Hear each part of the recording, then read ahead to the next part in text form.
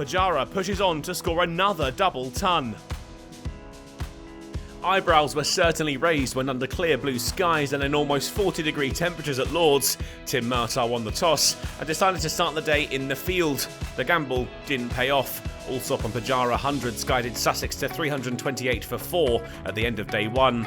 But with the changing conditions came a change in fortune. After having to endure a tough day in the field, the second day started with a wicket of Ollie Carter, trapped in front by Roland Jones for 12. Helm then dealt with Rawlins, outcaught by Holman in the gully for 5. Ibrahim joined Pujara in the middle, and the pair immediately halted Middlesex in their tracks, the duo targeting 400 before the end of the session. They put on 50 for the 7th wicket. The milestone chalked off as Pujara flayed Holman through the offside for 4, and Ibrahim took them to 400 on the pull to Murtagh, 4 more for the 17-year-old, who stayed with Pujara all the way through to lunch. Sussex's grip on the match tightened, the score 412 for 6. Ibrahim fell after the break with no change to the score, out LBW to Roland Jones for 36. Sussex now 7 down. With the tail now with him, Pujara went to his 150. This shot one of real class, up to the mark with a single after facing 271 balls. And as he faced the bulk of the strike, he put his foot down. Holman cleared over the leg side for 6. They breezed past 450. Middlesex toiling and still struggling to prize Pujara and Sussex debutant Aristides Carvelas apart. Their partnership was worth 50 off 94 balls when Pujara picked up a single off Murtagh. That put Carvelas back on strike, and Murtagh delivered with the next ball. Carvelas outcaught by Stoneman for 7. It was all about Pujara now. Handed the captaincy in the absence of injured Tom Helm, he was really putting Middlesex to the sword. And he capitalised. Yet another double hundred his, with a single off Holman. His innings are cut above, and the stand-in skipper had moved his side to within touching distance of 500.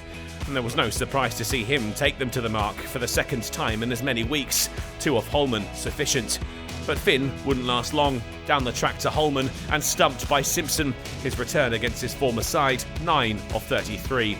Pujara wasn't put off. Another 6 cracked over the leg side off Helm.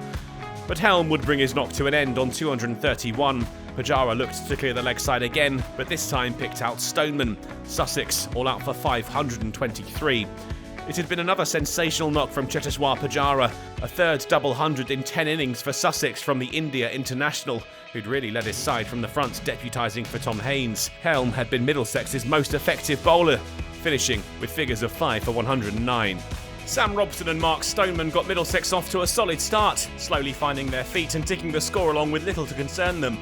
It was the perfect start for Middlesex, neither man concerned. Sussex unable to pick up an early breakthrough and both into the 40s in the closing stages of the day.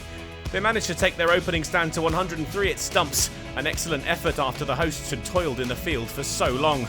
Robson and Stoneman will return to the middle on day 3 with their side still trailing by 420 runs though, and they will have to pick up where they left off and bat for a long period of time if they are to get anything out of this game. At the halfway stage of the match though, the draw is the most likely outcome at this point, and Sussex will have to produce something special with the ball to force a victory at Lord's.